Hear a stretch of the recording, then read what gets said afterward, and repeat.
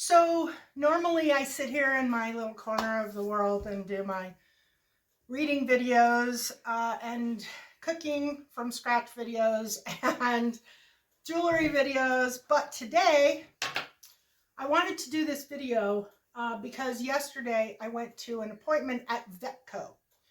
I've never been to an appointment at Vetco. I thought all I needed was a rabies shot. I thought I'll just run over to Vetco on a Saturday and get a rabies vaccine, right? How terrible can it be? Well, it was terrible. It was terrible. And I would recommend that maybe Vetco get out of the vaccination business or I don't know. Anyway, my big issue,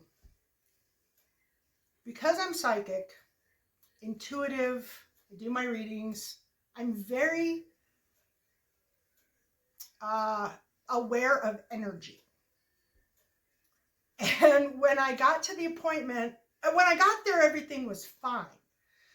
A young man came over, asked me questions. We did paperwork. Everything was good.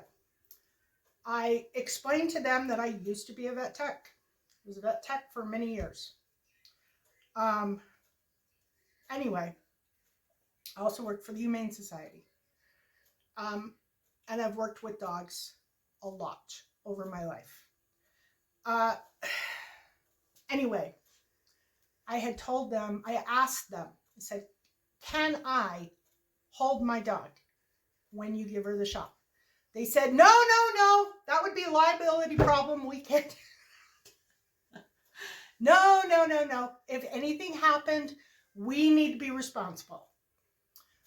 So the girl who was holding was tense.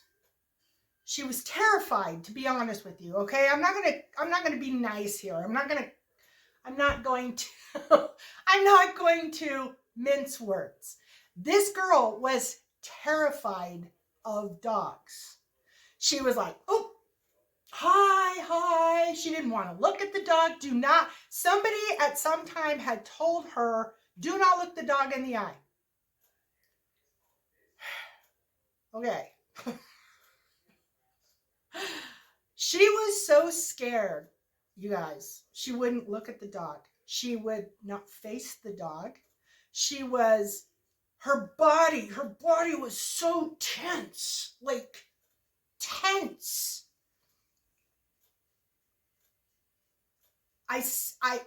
What she did was she knelt down on the floor, got down on her knees. They have a leash that doesn't have like a chain thing. And they put that on the dog, and then they grab a hold of the leash and they pull the leash into their body sitting on the floor. The only thing this girl had a hold of was the dog's neck. And if anybody knows, the dog's neck is like the last thing you want to touch if you don't know a dog. That is how you get bit. Look at the dog. Look at the dog. Don't stare at the dog. Don't stare the dog down. Don't be, confrontational to the dog. But if you're scared, the dog is going to sense that. And my dog did. She totally sensed it. Her eyes got super, super wide. You could see the whites of her eyes. She's looking around like she was freaking out. The veterinarian never moved, had his back to everybody. There was 2 vet techs and myself and the dog were on the floor. He's got his back to us, never turned around until the very end when he gave me the certificate and the tag and sent me on my way. Anyway, the girl was so scared of dogs and so tense. And my dog, she's got my dog by the neck. She is on the floor and she is I mean, tense. She is so tense. And I reached over and I pulled the dog away from her. And I said, and she goes, ma'am, I am holding the dog. I said, I don't have a problem with you holding the dog. All I'm trying to do is relieve a little bit of tension here before she turns my dog into an attack dog or a biter, because it was about to happen.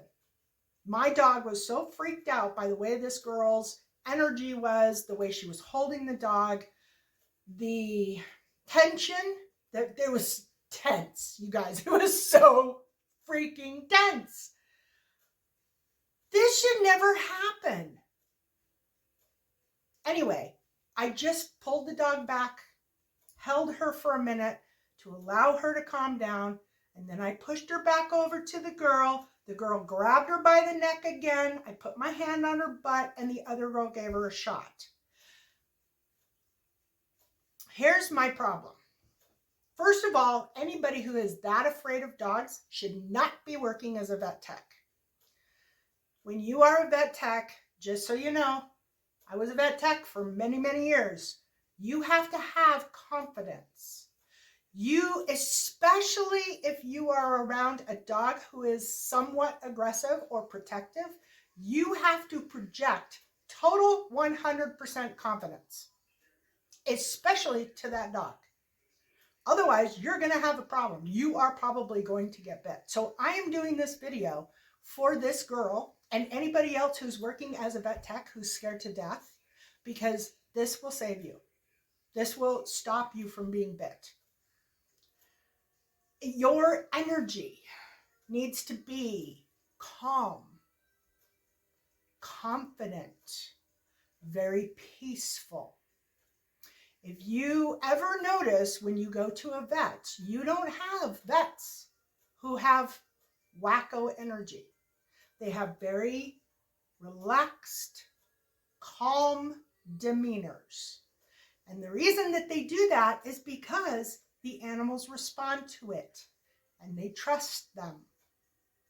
Anybody who's tense, tight, shaking, nervous, dogs can feel that. They can feel every emotion you're having.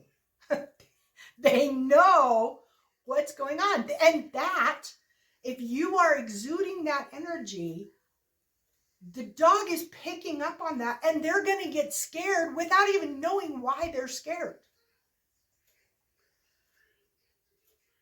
So I'm going to show you the way I was taught as a vet tech, how to hold a dog.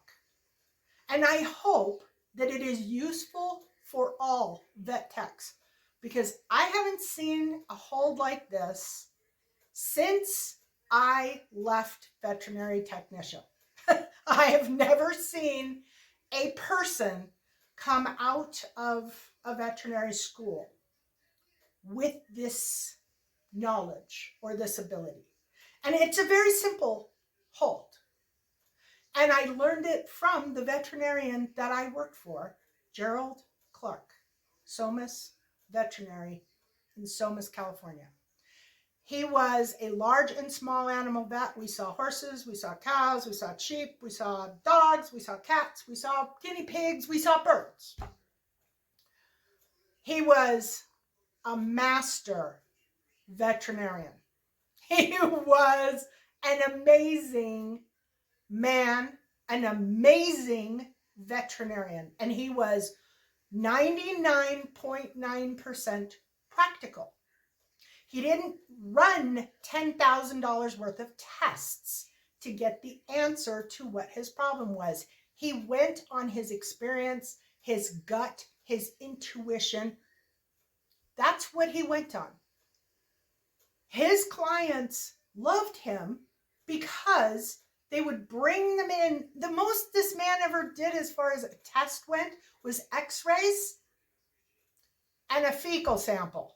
That was it. And I ran the fecal samples. So that was it. He was a practical vet. And I am disgusted because I have seen that the veterinary business over the years has become less practical.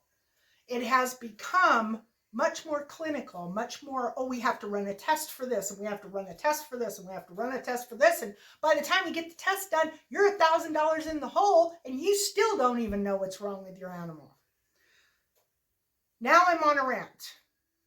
But I think this rant is important because it is showing that it's showing a failed veterinary system.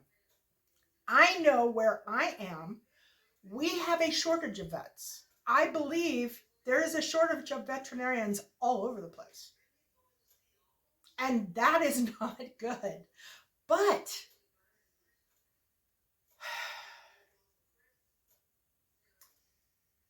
somewhere along the line, we started making it more difficult. We've done that with a lot of things. It is 10 times more difficult than it should be. I'm going to show you the hold that I was taught when I was a veterinary technician. I love it.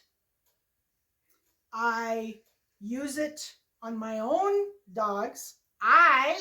If I was a veterinarian, I would rather have somebody use the hold I use than the hold this girl used. I mean, all this girl had to do, all that dog had to do was get strong, turn around, flip, and bite her. She was toast if that dog decided that it wanted to get away from her. Toast.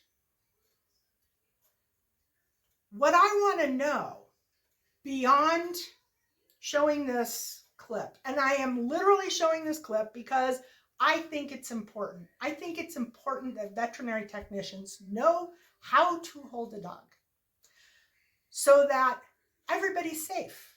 The vet is safe, the technician is safe, you're safe, the dog is safe, and nobody is stressed out and freaked out and going, oh, nice doggy, nice doggy. That is not okay in a veterinary situation. Okay, it's not okay. And it does not give me, the customer, any confidence whatsoever. But farther beyond that, the dog or the cat is the actual customer. Okay, and that animal needs to be calm. Calm. Happy. Relaxed. Not on edge. Not freaking out and not about to bite somebody. There is a problem when you go to the vet and that is the reaction that your dog has. So I'm going to show this clip, and there was something else I was going to tell you before I got on my rant. I don't know. Veterinary shortage. Anyway, I don't know that I'll remember.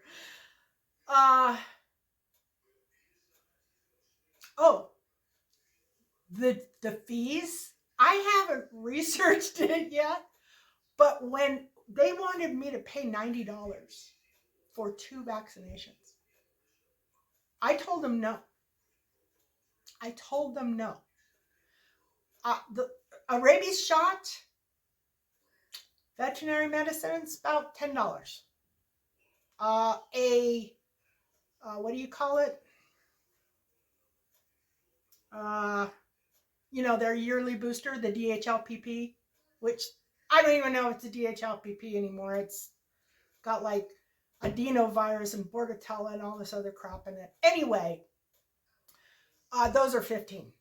So to charge a customer $45, $46 for a shot in a bad place, in a bad situation, in a bad circumstance, and I just remembered what it was that I was going to say. We're talking about Petco here, okay? Petco has a clinic every weekend for shots. I believe most locations do that. I'm not really familiar with Petco. Like I said, this is the first time I've ever gone there. Why does Petco not have a table? An honest to goodness table that these veterinarians can use when they're seeing these vets, when they're going in to get shots. Why is Petco not taking the precautions to ensure that their vets and their vet techs have the equipment available at the site, at the location that they need. You know what they do at my local vet Petco? They open up an aisle. They pull everything out of the aisle and they shove it into another aisle. And they have a small little table for like cats and smaller animals. They have a scale that's on the floor and they have a little table where they can write things. That's it. If Petco's doing this every weekend, why don't they have a dedicated space within the store that they perform these vaccinations and exams with? Okay, we're talking, I don't know, $400 for a table, maybe $500, possibly. A wall scale with a little hydraulic thing that you can lift up and down to help, adjust for the dog. That's really all you need, but you do need some kind of equipment. And that equipment should be in a place where the people can walk through the door and get to work. But no, they have to move all this stuff out of the aisle. They have literally nowhere to work. They're not working. They're not working in prime conditions. My home would be more prime than Petco. Anyway, that's my rant. I do not recommend Petco. I'm really, the more I talk about this, ever since I went, it was yesterday that I went, and I have been ranting about this inside of myself for the last 24 hours. And I had to come up here and do a video because I don't know how to let this go. I'm disturbed by the experience. I will never return. I will never do it again. And if you've had great experience, then by all means, keep going. But I am not here to say don't go to Petco or Vetco to get your vaccines. If you want to do that, do that. What I'm here to do is to ask Vetco to have some professionalism if they're going to work with these animals, and give their vets and their technicians the tools that they need to function properly in a veterinary situation.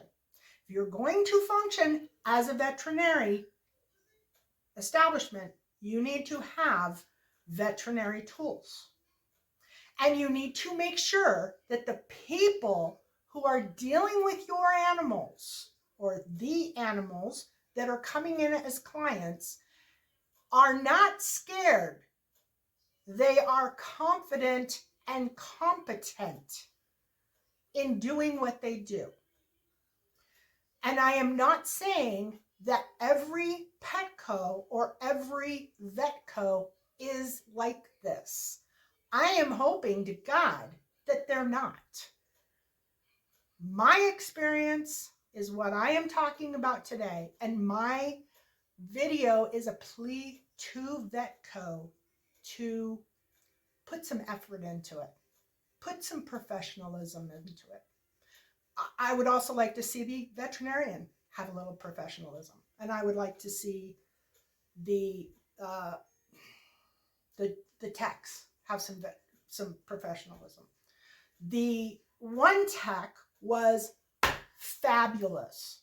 I just want to say that if I was a veterinarian, I would be trying to hire that woman tomorrow and pay her double whatever Vetco pays, because she was confident, she was calm, she was on it, she was getting stuff done, and she did it effortlessly. I wish I knew her name.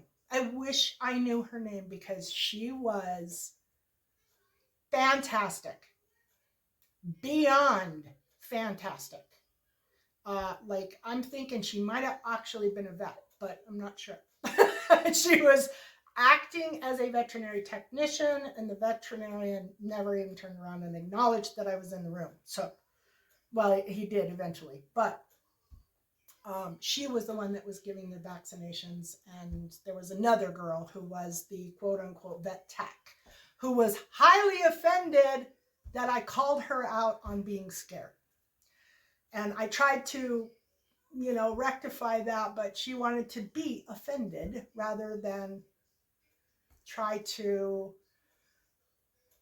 I don't know, try to understand where I was coming from, try to understand where the animals are coming from, and try to understand this is a dangerous thing. It's a dangerous thing for not just the people, but it's dangerous for the animal.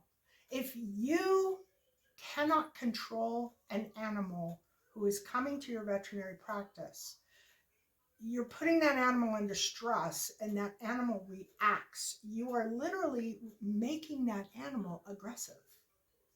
And that is a huge responsibility, and one that you need to take seriously. Really seriously.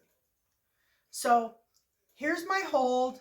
I hope that you love it. I hope that you use it.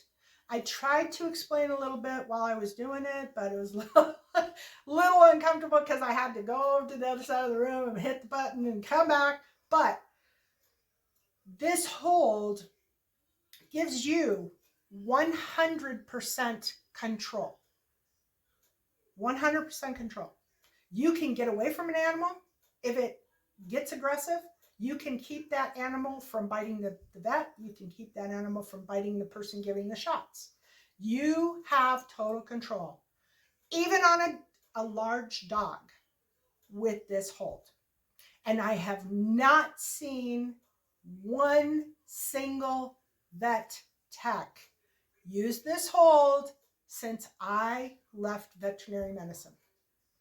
And I wanted to tell you guys about it, and I wanted to put it out there because I want you guys to know something that they're not teaching you in veterinary school. Something that they're not showing you that could be a big game changer in your veterinary practice. And I really hope that it does help you. And I loved Dr. Clark. I thought he was an amazing, amazing veterinarian with vast amounts of knowledge. And I wanted to pay a tribute to him as well in this video. Not just complain, not just rant, not just, I want this to be a tribute to Dr. Clark. Love and blessings. Hey guys. Okay. This is how I was taught by one of the best vets ever. Dr. Gerald, let's see, I think it was, Gerald Clark. Now, what the heck? Anyway, it was Dr. Clark at the Somas Veterinary Hospital. He has passed, but I worked for him for many years.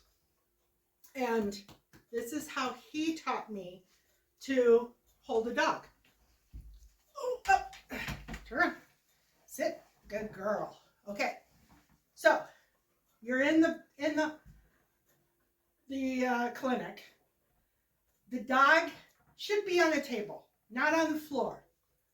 Okay, first of all, what you want to do is you want to talk to the dog, you want to pet the dog, you want to get comfortable with the dog until the person who is going to be giving the vaccination is comfortable and ready to give the shots. Otherwise, you just let the dog kind of do their thing, get comfortable, relax. Then, when it's time for the shot to actually happen, whether it's 1 shot or 5 shots, whatever. Usually it's 2. But, can I have my glasses?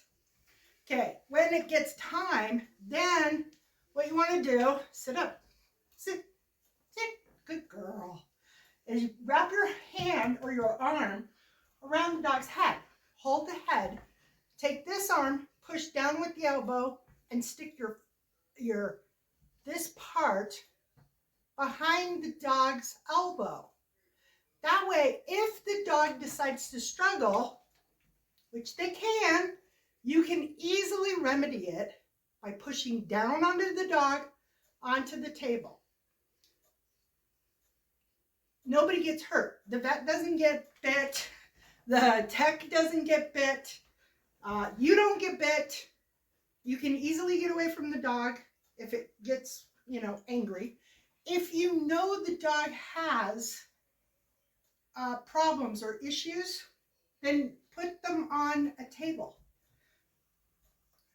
That is like a whole other thing. But the point is, you don't want to stress a dog out getting a vaccination. It shouldn't be a 20-minute event. It should be 5 minutes. And it should be calm, and it should make the dog comfortable and happy. Thanks for watching. Come here.